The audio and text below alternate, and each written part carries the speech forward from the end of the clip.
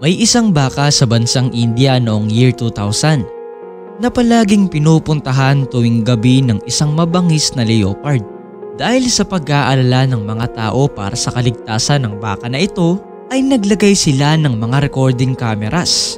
Subalit, imbis na takot ang kanilang maramdaman, ay napaiyak sila nang malaman ng katotohanan kung bakit patuloy na bumabalik ang mabangis na hayop na ito sa baka. Iyon o, kamusta mga idol? Maligayang pagbabalik na naman sa ating channel. Bago natin umpisahan ang ating kwentuhan tungkol sa isa na namang nakakamanghang true to life story na ito, ay kung mahilig ka sa mga ganitong klase ng content ay inaanyayahan kita idol na i-click ang subscribe button. I-hit mo na rin ang notification bell para updated ka sa mga susunod nating upload na gaya nito. Simulan na natin.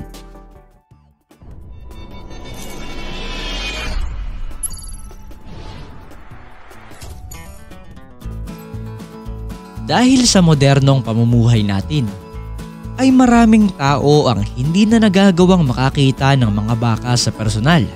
Madalas ay sa internet na lamang. Talagang ang napakalaki ng ating pasasalamat sa kanila dahil sobrang daming produkto na nagmula sa kanila ang gamit na gamit nating mga tao. Alin sa mga halimbawa nito ay ang gatas, keso, yogurt, butter, karne at marami pang iba. Kabilang ang mga baka sa samahan ng mga herbivores o yung mga hayop na walang ibang kinakain kundi ang halaman. Samantalang ang leopard naman ay kabilang sa samahan ng mga carnivores. Isa sila sa mga pinakakinakatakutang predator at ang madalas na kanilang prey ay ang mga herbivore. Pero ang kwento natin na ito na nangyari sa bansang India ay magpapatunay lamang na marami pang mga bagay talaga ang hindi natin maaasahan na mangyayari sa ating kalikasan. 2002, Gujarat, India. Samot-saring mga report na mga mamamayan tungkol sa mga naglilipa ng leopard ang kanilang na-encounter. Isang babaeng leopard ang natagpuan nila sa malawak na maisan at ayon sa mga tao, ay madalas nitong pinapatay ang kanilang mga alagang aso at mga manok. Napag-alaman din nila na ang babaeng leopard na ito ay buntis pala. Kaya naman sa mga maisan pala siya nagtatago dahil isa ito sa mga paraan nila upang maiiwas ang kanilang mga anak sa panganib na dala ng paligid nila.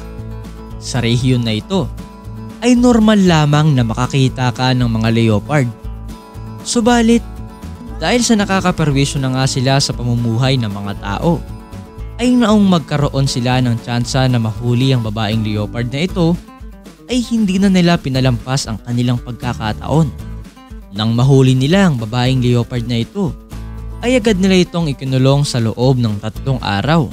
At pagkatapos nito, ay agad nila itong pinakawalan sa wild, malayo sa kanilang komunidad. Nagdaan ang mga linggo, naging payapa naman ang kanilang village, naging normal ang kanilang buhay. Subalit, hindi rin pala ito magtatagal. Dahil kinalaunan, ay sinasabing may namamataan na naman na leopard sa maisan. Subalit ngayon, ito ay isang paslit na leopard na. Kaya naman, agad na nagtungo dito ang mga tagapangasiwan ng mga wild animals sa lugar na ito. At nang magpunta na naman ang mga tagapangasiwa ng mga leopard sa village na ito, ay may nalaman silang isang bagay na talagang napakahirap paniwalaan. Isang pamilya ng mga magsasaka na merong alaga ng mga baka ang nagsasabing bago pa man daw mamataan ang sanggol na leopard na ito sa maisan, ay matagal na itong pabalik-balik sa isang baka nila tuwing sasapit ang gabi. Hindi ko maintindihan kung bakit ganito umasta ang leopard at ang isa pa ay nakakapagtaka rin kung papaanong pakitaan ng pagmamahal ng baka na ito ang leopard na para bang anak niya ito. Wika ng magsasaka. Noong una ay hindi na naniniwala ang mga tagapangasiwa na totoo ang kwento na ito hanggang sa sila sa sarili nilang mga mata ay nasaksihan ng nakakamanghang samahan ng dalawa na ito na para talagang magnanay lang. Kapag dumarating ang leopard, ang ibang kasamahan ng baka na ito ay agad na nagtatakbuhan dahil sa takot. Habang siya ay maamo at malambing na wine-welcome ang leopard. Dahil sa pagkatuwa ng mga tagapangasiwa sa kanilang nasaksihan, ay na-curious sila kung saan nagmula at bakit ganito ang attitude na ipinapakita ng leopard. At dito ay laking gulat nila sa kanilang natuklasan sa kanilang pagre-research. Ang paslit na ito na kanilang kinagigiliwan ay anak pala ng naunang buntis na leopard na kanilang nahuli at pinakawalan sa wild. Well, kung anak siya bakit mag-isa lamang ang paslit na leopard na ito na nakabalik sa village? Sa kanilang mas malalim na pagsasaliksik, noong 2 buwan nang makalipas matapos ang panganganak ng buntis na leopard, ay habang naghahanap ito ng makakain ay nabaril ito at napatay ng mga illegal na hunters.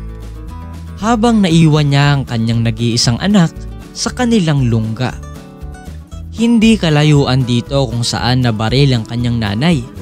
Kaya naman noong makarinig siya ng malakas na putok ng baril at ingay na nagmula sa kanyang ina, ay agad siyang nagpanik at tumakbo papalayo.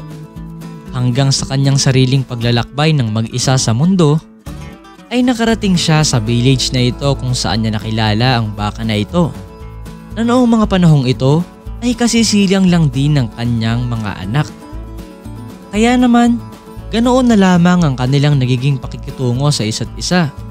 Isang sanggol na naghahanap ng kalinga ng isang ina at isang ina naman na handang-handang ibigay ang lahat para sa kanyang anak. Pinapagatas na ang leopard at dinidilaan sa ulo na tila isang anak niya talaga. Samantalang, kinukuskus naman ng leopard na ito ang kanyang buong katawan sa baka na parang banding na banding talaga ng isang magnanay na leopard. Sinasabing tuwing sasapit ang 9:00 ng gabi hanggang 1:00 ng madaling araw, pumupunta ang leopard sa baka. Dahil nga sobrang ganda at nakakaantig ng kwentong ito, ay mabilis itong naging sikat sa buong mundo. Sobrang naging sikat sa buong mundo ang kwento ng dalawang ito. Iba't ibang mga photographers at mga videographers ang sumasadya pa sa lugar na ito upang makapture ang kakaibang samahan ng dalawang ito. Talagang umaakit pa sila ng mga bubong kung saan malapit ang dalawa para makakuha ng mga magagandang anggulo. At siguro nga mga idol ay dito na nagtatapos ang video natin para sa araw na ito. Ano ang masasabi mo dito? Nag-enjoy ka ba? Well kung oo, ay mag-comment ka ng kahit ano dyan sa baba na related sa ating kwento na napag-usapan ngayong araw. At asahan mo ang ating pag-respond sa inyong mga komento. Ayun lamang po mga idol, maraming salamat sa pakikinig at hanggang sa susunod naman, paalam!